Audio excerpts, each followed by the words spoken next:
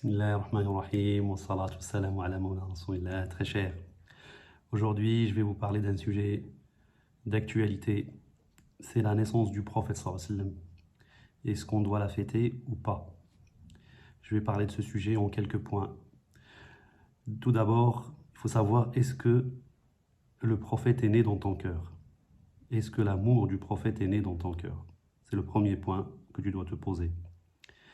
Allah subhanahu wa ta'ala nous dit dans le Coran wa fikum rasulallahi la yuti'ukum fi kathirin min al-amri la'anittum. On peut la traduire, il y a parmi vous ou il y a en vous, donc dans vos cœurs, le prophète. Alors il faut essayer de trouver dans son cœur le prophète, l'amour du prophète.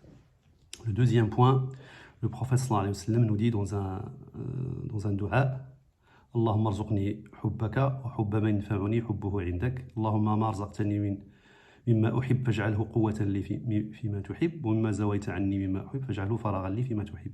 Ô Dieu, donne-moi ton amour et donne-moi l'amour de la personne qui va me rapprocher de toi.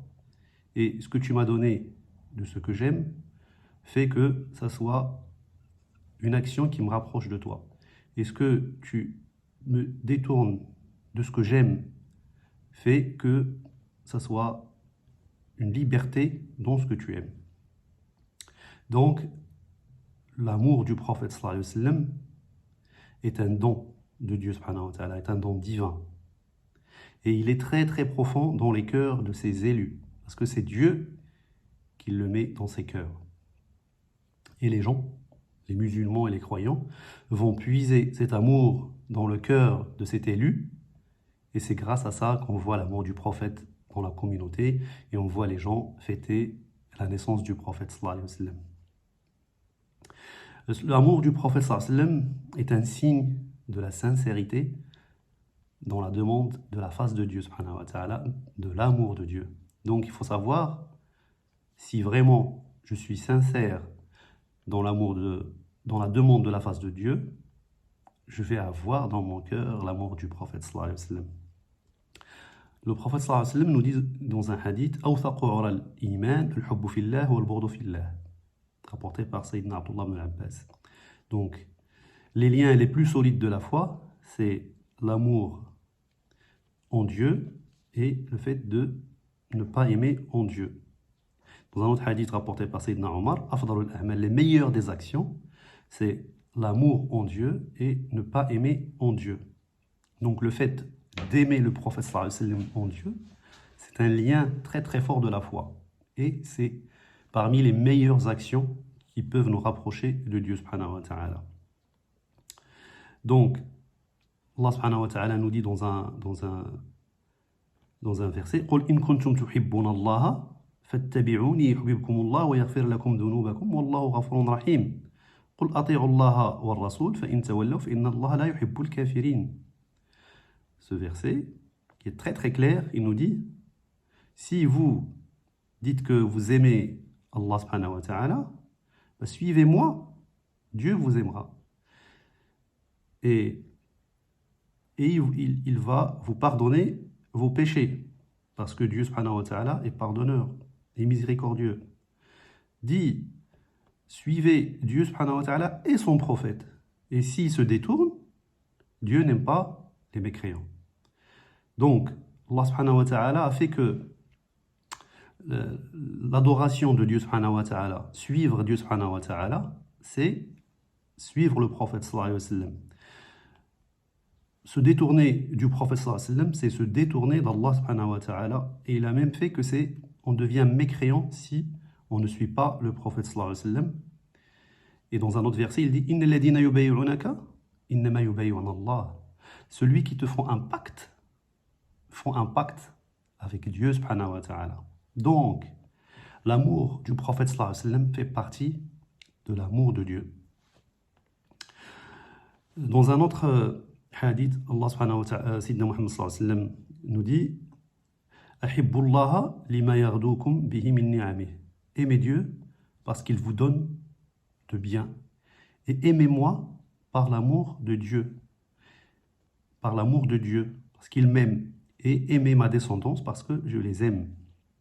Donc, très cher, il n'y a pas de différence entre l'amour de Dieu et l'amour du prophète sallallahu alayhi wa sallam et l'amour de sa descendance, de Al-Bayt. Donc, pour être croyant, il faut aimer le prophète sallallahu alayhi wa sallam parce que Dieu l'aime. Et on doit aimer sa descendance parce que le prophète sallallahu alayhi wa sallam l'aime. Donc, c'est un amour qui est transmis de Dieu subhanahu wa ta'ala vers le prophète, vers sa descendance. Et nous, on doit aimer sa descendance pour aimer le prophète sallallahu alayhi wa sallam. Et donc, quand on aura l'amour du prophète dans notre cœur, on aimera Dieu. Un point très important, parce que souvent on entend des savants nous dire le prophète n'a pas fêté sa naissance. Alors il faut savoir que la majorité des savants ont autorisé la fête de la naissance du prophète sallallahu alayhi wa sallam. Parmi eux, Ibn al-Jawzi, Al-Hafid al-Dhahbi, Imam Suyuti, Al-Hafid Din al-Qastalani, Imam Hassan al-Banna, Imam Sheikh al-Dou, Sheikh al-Qaradawi rahimahullah, l'Oustad Abd Salam Yassine. Beaucoup de savants ont fêté et aiment la fête de la naissance du prophète sallallahu alayhi wa sallam. Ceux qui ont interdit, c'est vraiment très très peu.